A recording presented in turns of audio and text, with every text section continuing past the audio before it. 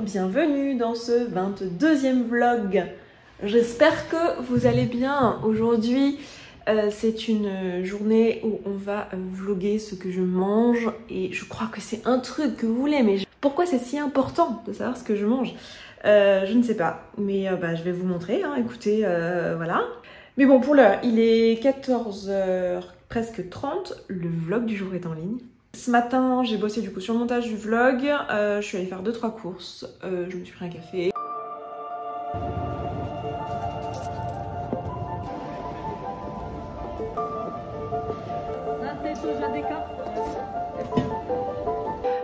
J'ai commencé à réfléchir un peu à ce que j'allais faire aujourd'hui. J'ai du temps jusqu'à 16h pour faire de la création de contenu.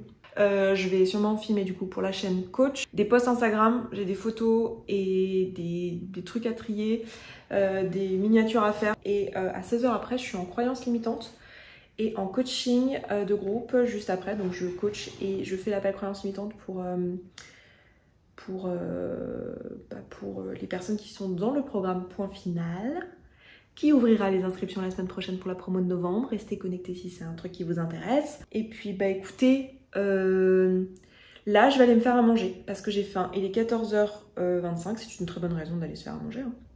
14h25, j'ai faim, donc je vais aller me faire un truc à manger. Je pense que je vais me faire ce que je pense que les gens normaux appelleraient un petit déj. Voilà mon petit déj à 14h. Donc on a flocons d'avoine, lait de soja, banane, framboise congelée de chez Picard en petit, je sais pas comment on appelle ça, en éclat quoi, en morceaux, beurre de cacahuète, un thé qui est mon deuxième de la journée, mais avec le même sachet de thé. Voilà, très souvent je mange pas avant 15h, 16h, ça va dépendre en fait, ça va dépendre de quand j'ai faim. Et quand j'ai faim, en général, j'ai envie de me faire un genre de petit déj, un genre de truc sucré, comme ça en fait. Je suis appelée par ça, ou alors carrément un truc brunch, genre des œufs et des légumes, genre de truc. Donc, en général, je me fais un café dans la matinée. Alors, dans la matinée, ça dépend. Si j'ai beaucoup d'appels le matin, si je commence mes appels à 10h ou à 9h et que je les termine à 13h, en fait, mon café du matin, il va être à 13h. Et je vais manger, dans ce cas, à 14 ou 15h quand j'aurai faim. Et puis le soir, je me fais un gros repas avec Vincent, mais vous verrez ça ce soir. Et donc en général, avec ces quantités-là, avec un bol comme ça, j'ai plus faim. Mais si ça m'arrive d'avoir refaim, juste après, enfin genre si en fait ça me remplit pas, pour X raison, ça arrive, je me fais rarement un deuxième bol comme ça en fait. Je vais plutôt soit manger un fruit de plus, soit du yaourt, soit voilà, un truc comme ça. Je vais pas doubler le bol. Mais en général, normalement ça me calme bien quoi. Hello les meufs! Comment vous allez en ce mercredi? Bonjour Bérangère, bonjour Céline, bonjour Elodie, bonjour Florence, bonjour. Aujourd'hui on est là pour se parler du repas et des repas à l'extérieur. Donc à l'extérieur, sous-entendu au restaurant, ou alors en invitation chez les autres. Donc j'ai regardé un peu les croyances que vous m'aviez mises. Je vous rappelle que l'objectif de ces appels, c'est d'aller regarder un peu les pensées que vous avez qui vous limitent dans les résultats que vous voulez dans votre vie, et qui ne vous ressemblent pas surtout. Un repas au restaurant, c'est forcément un repas plaisir. Alors ça, c'est hyper intéressant parce que vous savez que ce qu'on appelle un repas plaisir chez nous, c'est en fait un repas dont l'intention première, c'est d'aller se faire plaisir, d'accord? Donc il y a des repas où l'intention, c'est juste de se nourrir, il y a des repas où l'intention, c'est juste de se faire plaisir, et il y a des repas dont l'intention, c'est juste de ne pas vivre une émotion qu'on est en train de vivre là maintenant et qui est désagréable, d'accord? Donc nous, on fait cette distinction-là. Un repas au restaurant, c'est forcément un repas plaisir. En fait, ça, c'est vous qui allez décider. C'est ça qui est intéressant. C'est ça, c'est vraiment une pensée. C'est-à-dire que si vous bossez dans une boîte où en fait vous êtes amené tous les jours, tous les midis, à manger avec des clients au restaurant, si vous faites tous les jours des repas dont l'intention c'est de vous faire plaisir, déjà, c'est pas forcément le moment où vous avez envie en fait, parce que vous êtes en train de bosser avec des clients. Donc, enfin voilà. Et en plus de ça, si l'intention c'est de se faire plaisir et pas de se nourrir, bah, le risque en fait. Alors, il se trouve qu'il y a quand même plein d'aliments qui font plaisir et qui nourrissent très bien. Et il se trouve qu'il y a plein d'aliments qui nourrissent très bien et qui font aussi plaisir. Donc voilà. Mais le risque, si on met comme première intention de juste se faire plaisir, en fait, le risque, c'est que du coup, on manque de nutriments, on mange pas à sa faim ou on mange plus que sa faim. Enfin, c'est pas très chouette sur le long terme. Donc je dirais que ça va dépendre en fait. Un repas au restaurant, ça va être l'intention que vous lui donnez en fait. Vous décidez que l'intention c'est de vous faire plaisir parce que vous l'avez décidé. Je sais pas, c'est une pizzeria, ils ont une spécialité d'une pizza particulière avec, j'en sais rien, des truffes et vous voulez goûter, j'invente des trucs là, et vous voulez goûter à tout prix la pizza aux truffes, donc vous y allez, vous avez imaginé dans votre tête, vous avez prévu à l'avance, vous allez avec des amis et là évidemment votre intention c'est de vous faire plaisir, de goûter cette pizza aux truffes. Bon bah dans ce cas, on est bien d'accord que l'intention c'est pas de se nourrir. Enfin, il se trouve que les pizzas aux truffes, ça va aussi vous apporter des macronutriments, des micronutriments, des vitamines et tout ça, mais c'était pas l'intention, ok? C'est presque accidentel le fait qu'il y a une part de cette pizza qui va en fait vous nourrir. Donc, ça va être hyper important pour vous de définir l'intention. En fait, l'intention, c'est celle que vous voulez y mettre. En gros, un repas au restaurant, c'est une circonstance. C'est neutre en fait. Si je suis invitée, impossible de refuser un plat, c'est manquer de respect à la personne qui a préparé le repas.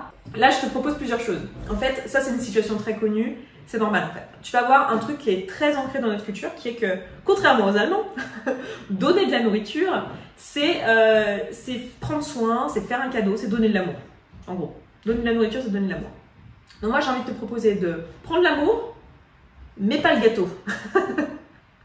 Donc ça va vouloir dire quoi? Ça va vouloir dire, en pratique, soit t'es dans une situation où socialement, en fait, tu t'en fiches de vexer la personne et t'as pas envie de prendre de l'énergie pour ça et voilà, et tu dis non merci, j'ai plus faim, voilà, parce que c'est le cas ou parce que je sais pas quelle est la raison, la vraie raison pour laquelle tu manges pas, mais c'est soit j'ai plus faim ou soit non je prends pas de dessert ou non j'ai assez mangé ou je sais pas quelle est ta raison, mais genre tu dis la vraie raison et t'es ok avec ça.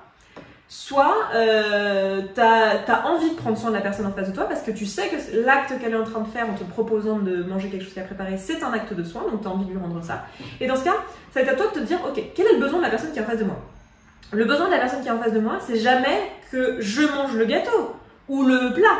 Je veux dire, c'est pas elle qui va recevoir la dopamine, elle s'en fout, enfin ça change rien dans son corps que tu manges ou pas le truc. Elle, ce qu'elle veut, c'est pas ça, c'est pas vraiment que tu manges le truc, ce qu'elle veut, c'est être une bonne hôte, se sentir incluse, se sentir valorisée par rapport à ce qu'elle t'a préparé, que tu lui dises que c'est bon. Enfin, je sais rien, mais c'est des besoins en fait, des besoins sociaux. Donc probablement dans la pyramide de Maslow, ça va être des besoins du type besoin d'appartenance, d'amour, donc d'appartenir à un groupe et de sociabiliser. Ou alors ça va être besoin de reconnaissance. Donc peut-être que tu reconnais son statut de bonne cuisinière ou son statut de, je sais pas, martiniquaise, si c'est une martiniquaise, si t'as fait un plat typique. En ayant conscience de ça, en ayant conscience qu'en fait la personne n'a pas vraiment besoin que tu manges le truc, mais elle a son besoin à elle qu'elle essaye de remplir, c'est plutôt un besoin de sociabiliser ou un besoin de reconnaissance, bah, tu peux l'aider à remplir ce besoin. Tu peux prendre le temps de lui dire, bah écoute, là je suis désolée, je vais pas prendre de ton plat, mais c'est parce que j'ai vraiment plus faim, ça a l'air super bon. Est-ce que tu peux m'en mettre de côté? Est-ce que tu peux me mettre dans un tupperware? Je mangerai quand j'aurai faim la prochaine fois. Et tu lui expliques, tu lui dis merci. Ça m'a fait plaisir, c'est trop bon, t'es une bonne cuisinière, merci pour l'intention, ça me touche. Enfin, tu vois, tu prends le temps en fait d'aller répondre à ce besoin-là. Mais rappelle-toi que ton rôle, ton boulot, c'est de prendre soin de ce dont tu as besoin. Et à ce moment-là, à cet instant précis, tu as besoin de ne pas prendre ce plat. Pour X raisons que tu as décidé. Hein. Tu as besoin de ne pas prendre ce plat. Donc, tu fais d'abord passer ce besoin en premier. Et ensuite, si tu le souhaites, tu remplis le besoin de la personne qui est en face. Voilà. Sinon, tu es dans le sacrifice. Et de toute façon, être dans le sacrifice, si tu es dans le sacrifice et que tu le prends quand même pour lui faire plaisir, de toute façon, tu vas pas le faire de gaieté de cœur. Tu vas pas le faire en étant sympa, tu vas pas le faire en lui faisant plaisir en fait. Tu vas le faire en étant pleine de ressentiment. Donc de toute façon, c'est pas un truc que tu veux faire. Je paye plus cher pour ce repas au resto, donc je dois terminer mon plat. Ah ouais, donc si c'est ton bide ou la poubelle, tu choisis ton bide. T'es pas une poubelle, meuf. Je te dis pas qu'il faut gâcher tout ça, les prochaines fois tu feras gaffe. Ou alors même là t'emmènes, maintenant c'est obligatoire. Justement, il faut pas que les restos gâchent. Maintenant c'est obligatoire en fait de pouvoir te proposer d'emmener. T'emmènes le reste. Là encore, amour de toi. Qu'est-ce que c'est pour toi te faire du bien, te respecter, être là pour toi en fait, être présente pour toi. C'est certainement pas manger au-delà de la faim, manger des trucs parce que je sais pas qui a décidé qu'il y avait une règle qui est que au restaurant il faut manger parce que c'est cher ou j'en sais rien. Tu vaux plus que ton argent, tu vaux plus, ta vie est beaucoup plus importante, ton épanouissement est beaucoup plus important. Donc non, t'es pas une poubelle. Le truc d'idéaliser un peu la mission de vie, d'idéaliser le fait d'avoir trouvé le truc. Et en fait, c'est un truc contre lequel je me bats un peu parce que la réalité c'est que sa mission de vie c'est vraiment un truc qui se construit au cours du temps. C'est un truc déjà que j'ai envie de te proposer de voir, c'est que même si tu regardes, genre, regarde les personnes qui t'inspirent, genre professionnellement, et tu te dis « Oh là là, eux ils savent bien ce qu'ils veulent faire, ils sont super clairs et tout ça », et va regarder de plus près et tu verras que très souvent, ces personnes-là, en fait, soit elles sont beaucoup plus âgées, donc elles ont 25 ans de trucs, et tu vois qu'en fait elles ont tâtonné, elles ont mélangé plein de trucs, et finalement, enfin, tu vas te rendre compte qu'en fait, c'est pas un truc qui était tout tracé. Alors, ça existe. Il y a des gens, ils sont réveillés à 7 ans et te disent « Moi, je voulais être acteur, j'ai toujours voulu être acteur, tu vois, ok ?» Mais c'est quand même pas la majorité d'entre nous. Mais si ça se trouve, ta mission de vie, ça va être un truc en rapport avec, j'en sais rien, une maladie d'un proche qui n'a pas encore eu cette maladie, ou ça va être un truc en rapport avec un enfant que tu n'as pas encore mis au monde, donc tu ne sais pas. Si ça se trouve, c'est ça, tu vois. Donc, il y a aussi ça. Et tout ce que tu es en train de faire maintenant, c'est en train de te préparer à ça. Et donc, le coaching que tu es en train de faire, les études que tu as faites de marketing, tout ça, c'est en train de te préparer à ça. Et tout est juste, en fait. C'est exactement le chemin qu'il te fallait. Donc, avant d'aller plus loin, je vous proposais ça. Après, on peut aller brainstormer et savoir qu'est-ce qui est juste maintenant, où est ta prochaine étape. Mais j'ai envie de te dire, cherche plutôt où est ta prochaine étape que où est ta mission de vie, en fait.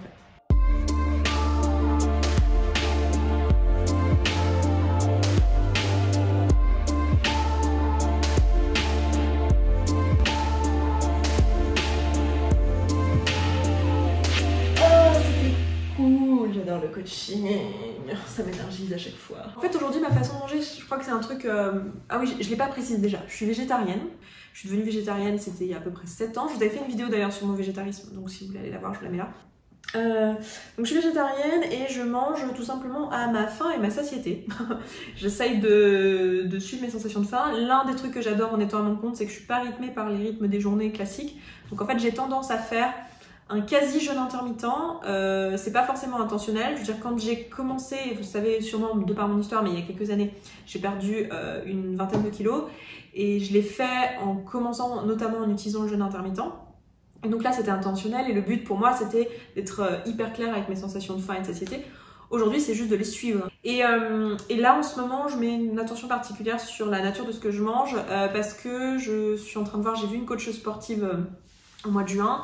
Et en fait, on s'est aperçu, donc je suis un IMC qui est normal, je suis un IMC de pile 25, donc c'est voilà, c'est à la limite du surpoids.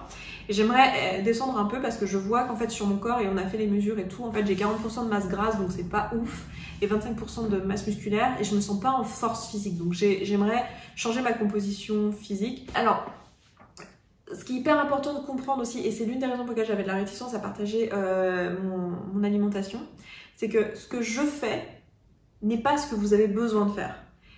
Je sais qu'il y a plein de gens qui regardent cette vidéo juste par curiosité, ils aiment bien regarder ce que les autres mangent, ça leur donne des idées et tout. Et si vous êtes là-dedans, aucun problème, avec grand plaisir, je trouve ça trop cool de pouvoir partager ça. Ça donne des idées, ça donne envie de manger des trucs qu'on n'aurait pas goûté sinon, et ça c'est cool, c'est ultra positif et tout, c'est inspirant, top. Mais je sais qu'il y a aussi une partie des gens qui vont s'imaginer déjà d'une que il faut faire ce que moi j'ai fait pour perdre les 20 kilos que j'ai perdus, absolument pas.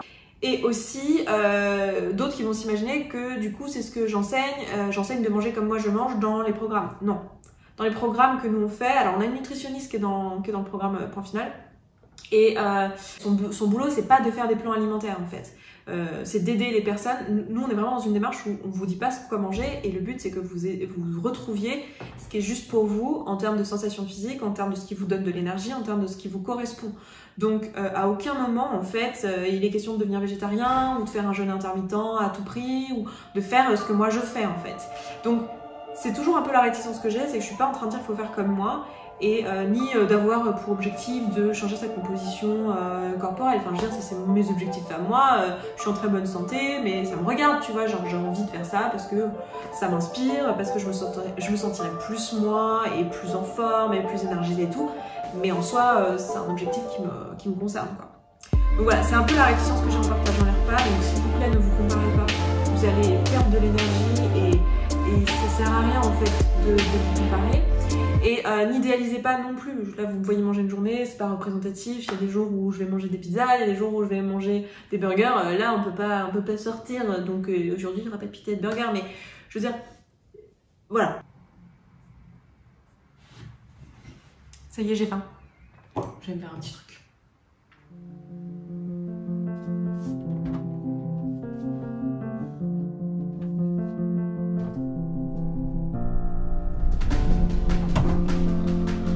Celui-ci est vraiment trop beau. Framboise passion. Hello les amis, je commence à avoir gentiment faim, il est 19h30, du coup je vais me préparer à manger. Je suis toute seule ce soir, donc je voulais en profiter pour me faire des trucs que Vincent n'aime pas. Et j'hésite entre deux trucs, donc je sais pas ce que je vais faire. Je pense que je vais déjà me faire... Vincent n'aime pas les brocolis, donc je vais me faire brocoli à vapeur. Parce que j'ai envie de manger des légumes vapeur. J'aurais bien mangé... Enfin, il aime pas les omelettes non plus, et j'ai acheté des champignons, et je me serais bien fait une omelette aux champignons. J'ai bien envie de manger du sétan, donc je pense que je vais me faire du sétan en vrai. Pas du sétan, du tempeh. À chaque fois je dis sétan, mais en fait je veux dire tempeh. Donc, je pense que je vais manger tempeh. Je vais peut-être me faire une fondue de poireaux avec le tempeh. Ça va être pas mal ça. Je vais faire brocoli vapeur et je vais mettre une ou deux pommes de terre à la vapeur histoire d'avoir un peu de féculent et que ça tienne un peu au corps. J'aime bien les légumes vapeur parce que c'est pas compliqué. C'est assez rapide en fait, vous découpez vos légumes et en 15 minutes c'est cuit. Je vais sûrement utiliser du tamari parce qu'avec le tempeh je trouve ça trop bon. Le tamari c'est juste de la sauce soja salée. Je vais faire trempouiller mon tempeh dans de la sauce soja. Donc je vais prendre ce bol qui va me servir de bol après pour manger dedans. Donc je vais prendre 100 grammes. Hop. Généralement quand je coupe comme ça j'essaie de garder, de manger en premier celui sans l'étiquette, comme ça j'ai la date de péremption dessus. Petite astuce, j'imagine que vous y avez pensé tout seul, mais écoutez, vous m'avez demandé de parler de bouffe et de ce que je mange, je vous donne en même temps des astuces inutiles. Alors le tempeh c'est du soja mais en entier, contrairement au c'était quoi l'autre mot que j'ai dit tout à l'heure, j'ai pas dit tempeh, j'ai dit autre chose. Bon l'autre truc que j'ai dit tout à l'heure, où ça c'est du gluten, donc si vous êtes cœliaque évidemment mangez pas l'autre truc que j'ai dit. Et si vous voulez pas manger de soja, mangez pas ça du coup, parce que ça c'en est, mais la différence avec le tofu c'est juste la préparation, c'est pas du tout fait de la même manière. C'est là vous avez vraiment vous savez que le soja c'est un haricot en fait, donc là vous avez l'haricot entier, enfin c'est une légumineuse quoi. Le tofu ça a pas trop de goût, ça a plus une texture qu'un goût, le tempeh ça a vraiment un goût, c'est vraiment bon. Je crois que c'est fermenté. Donc là, je ne pèse pas, hein, je fais ça au pif. Pour donner un peu de goût. Je vais peut-être mettre du gingembre. De la recette, mais c'est pas vraiment une recette. Hein, c'est vraiment genre comme ça que je cuisine quand je me fais des trucs. Je me complique pas trop la vie. Hein, généralement, je suis pas particulièrement quelqu'un qui cuisine. Donc, Et en fait, le tronc du brocoli, vous m'avez déjà vu faire ça. J'ai l'impression de vous l'avoir déjà dit il y a genre 3 ou 4 ans. En fait, moi, je le garde. Je le mets au congélateur. Comme en hiver, je fais beaucoup de soupe. En fait ça va aller dans une soupe à un moment donné parce que j'ai pas envie de jeter ça. En fait c'est tout à fait comestible, hein, c'est très bon, mais c'est juste que à manger comme ça à la vapeur c'est pas ouf. Au congélo. Donc voilà, je vais me faire 2 pommes de terre. Donc ça va me faire une bonne grosse quantité. Mais tout ça après c'est pas mal de légumes, donc c'est aussi faut voir que même si c'est beaucoup de volume,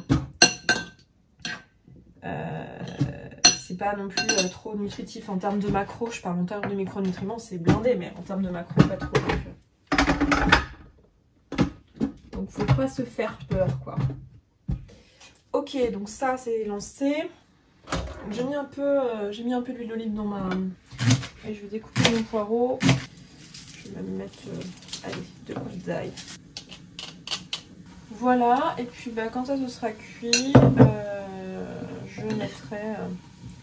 mon petit tempeh à griller. Ça sent méga bon. C'est que je vais les mettre là, comme ça. Je vais prendre mes légumes, je les balancer là, comme ça ils vont prendre le jus. Et je vais y mettre le reste de la marinade.